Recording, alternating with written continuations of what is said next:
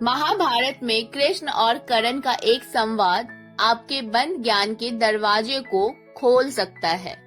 कर्ण ने कृष्ण से पूछा था कि उसका दोष क्या था। इसका जवाब श्री कृष्ण क्या देते हैं वो जानेंगे आगे इस वीडियो में। तो दोस्तों, स्वागत है आपका मेरे इस YouTube चैनल में जिसका नाम है इंस्पिरेशनल एंड मोटिवेशनल। महाभारत में जब यह तय हो गया था कि युद्ध ही अंतिम विकल्प है, तब भगवान श्री कृष्ण ने कर्ण को बुलावा भेजा और उससे बात की।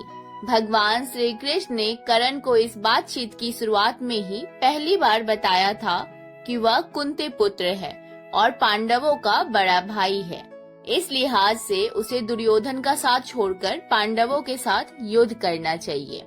लेकिन इन सारी बातों को सुनने के बाद भी सर्वप्रथम कर्ण ने दुर्योधन का साथ देने की ही बात की और साथ ही भगवान के समक्ष कई सवाल किए और सभी सवालों के पीछे एक ही सवाल था कि उसका दोष क्या था।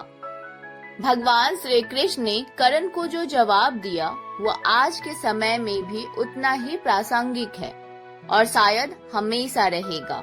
तो आइए जाने कर्ण और श्री कृष्ण के इस अद्भुत संवाद और जवाब से जुड़ा प्रकरण। कर्ण सवाल पूछते हैं भगवान श्री कृष्ण से। कर्ण कहते हैं, जन्म होते ही मेरी माँ ने मुझे त्याग दिया। क्या अवैध संतान होना मेरा दोष था? द्रोणाचार्य ने मुझे युद्ध सिखाने से मना कर दिया क्योंकि मैं क्षत्रिय पुत्र नहीं था। क्या ये मेरा दोष था? परशुराम जी ने मुझे युद्ध से जुड़ी सारी ही कलाएं और ज्ञान से परिचित तो कराया, लेकिन श्राप दे दिया कि जिस वक्त मुझे इस विद्या की सर्वाधिक आवश्यकता होगी मैं यह सब भूल जाऊंगा क्योंकि मैं क्षत्रिय नहीं था। क्या ये मेरा दोष था? संयोगवश एक गाय को मेरा वान लगा और उसके स्वामी ने मुझे श्राप दिया जबकि मेरा कोई दोष नहीं था। द्रौपदी स्वयंवर में मेरा अपमान किया गया। क्या ये मेरा दोष था?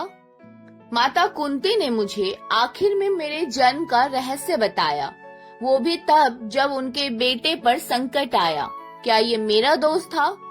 जो कुछ भी मुझे प्राप्त हुआ है दुर्योधन के कारण मिला। क्या ये मेरा दोष था? तो अगर मैं दुर्योधन की तरफ से लड़ूं तो मैं गलत कहाँ हूँ श्री कृष्ण?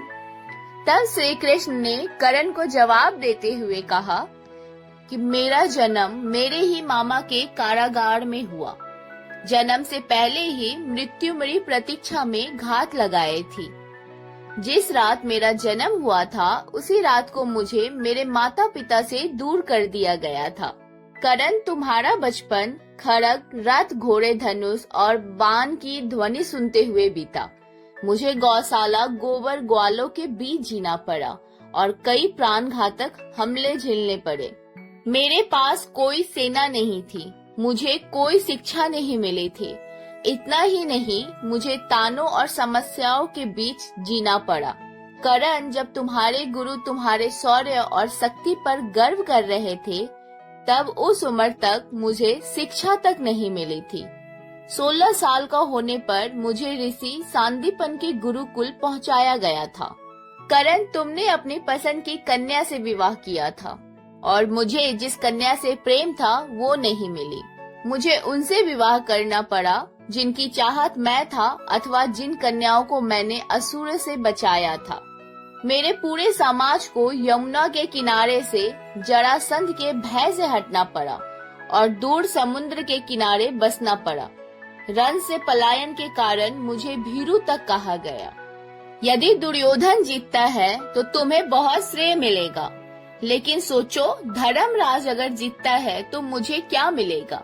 मुझे केवल युद्ध और युद्ध से पैदा हुई समस्याओं के लिए दोषी ठहराया जाएगा। श्री कृष्ण आगे कहते हैं, एक बात का स्मरण रहे कर्ण, हर किसी को जिंदगी चुनौतियां देती है। जिंदगी किसी के भी साथ न्याय नहीं करती। दुर्योधन ने अन्याय का सामना किया है तो युधिष्ठिर ने भी अन्याय भुगता है, लेकिन सत्य धर्म क्या है यह तुम जानते हो।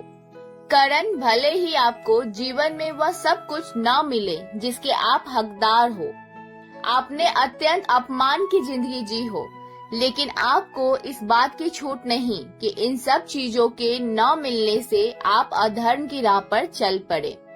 महत्व इस बात का है कि आप उस समय उस संकट का सामना कैसे करते हैं। उन्होंने सिर्फ इसलिए समझाया क्योंकि जीवन किसी के लिए भी उचित नहीं था। वास्तव में यह कभी नहीं हो सकता क्योंकि इस मानव रूप में हम सभी कुछ सबक सीखने के लिए आए हैं और यह महत्वपूर्ण है कि हमने क्या सीखा। तो दोस्तों, ये थी करण और कृष्ण जी के बीच का संवाद। जानकारी अच्छी लगे तो प्लीज मेरे चैनल को सब्सक्राइब करके जाइएगा और बहुत जल्दी मिलेंगे एक नई वीडियो के साथ।